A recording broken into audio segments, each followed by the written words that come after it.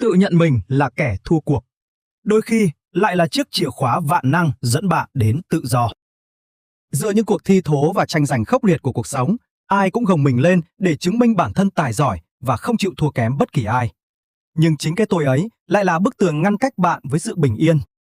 Đôi khi, chỉ cần bạn dũng cảm bước lùi lại một bước và thản nhiên thốt lên câu: "Tôi xin nhận mình thua cuộc." Ngay khoảnh khắc đó, bạn bỗng trở thành người đầu tiên bước ra khỏi căn phòng giam cầm của áp lực. Bạn giành được phần thắng rực rỡ nhất, đó là sự làm chủ chính mình. Sự nhượng bộ bề ngoài thực chất lại là một lớp áo giáp êm ái, bảo vệ linh hồn bạn khỏi những va đập vô nghĩa của thế gian. Hãy chọn thua cuộc cho những tranh cãi để thắng được cả một cuộc đời tự tại.